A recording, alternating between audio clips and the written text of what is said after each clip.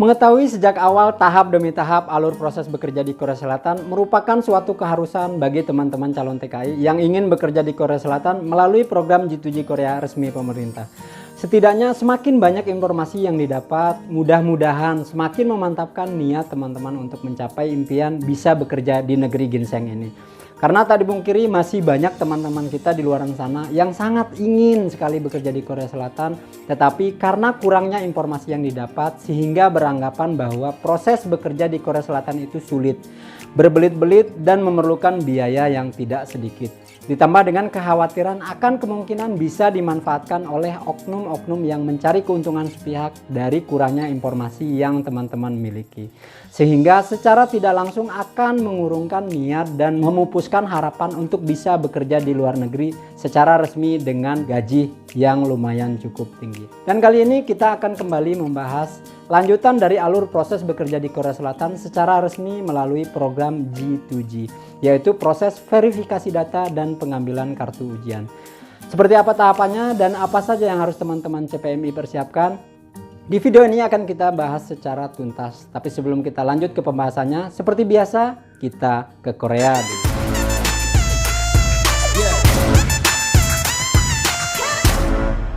Halo, assalamualaikum warahmatullahi wabarakatuh. Selamat datang di channel Sahabat Korea. Bersama saya Edward Wang yang seperti biasa akan memberikan informasi bermanfaat seputar Korea.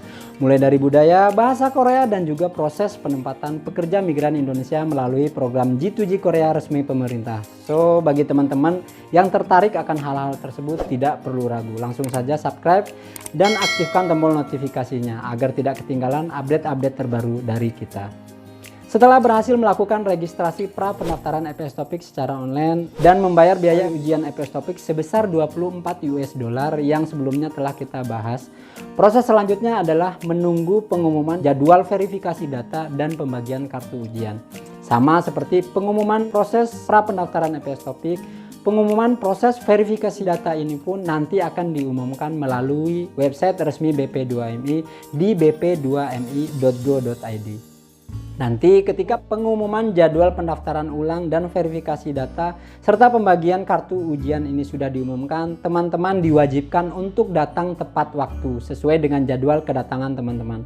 Teman-teman juga diharuskan datang sendiri, tidak dapat diwakilkan. Karena pada tahap proses ini juga akan dilakukan pengambilan sidik jari dan dilakukan proses foto diri calon TKI.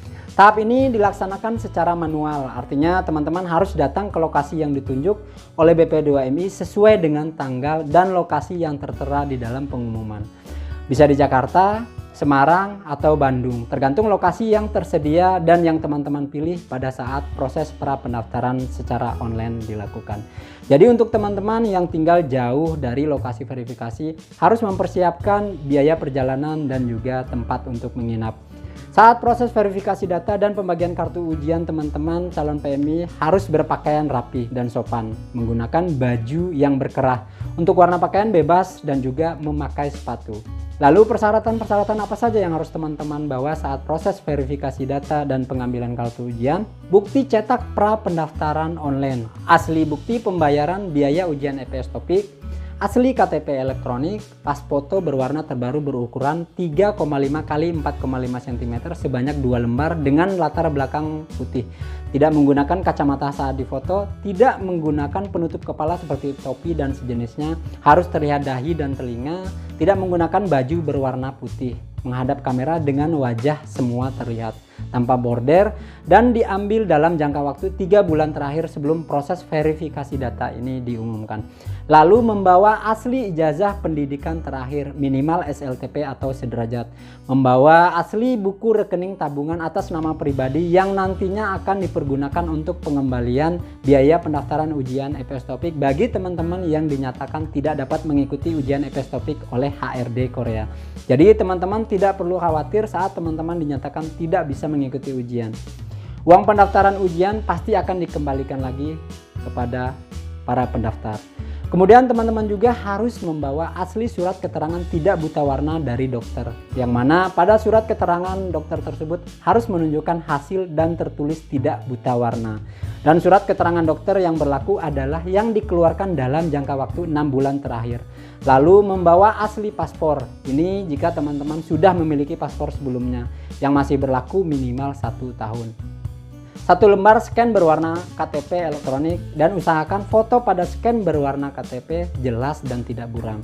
1 lembar scan paspor. Jadi bagi teman-teman yang sudah memiliki paspor, selain paspor aslinya dibawa juga harus di-scan dengan ukuran 5,5 x 8,5 cm dengan resolusi 300 dpi untuk nanti ditempel pada formulir pendaftaran. Selain itu, teman-teman juga wajib membawa soft copy seluruh dokumen kelengkapan pra pendaftaran online yang telah diupload dengan format JPG yang disimpan dalam flash disk. Dan untuk teman-teman yang belum tahu cara membayar biaya ujian EPS TOPIK menggunakan kode bayar, bisa tonton videonya di sini.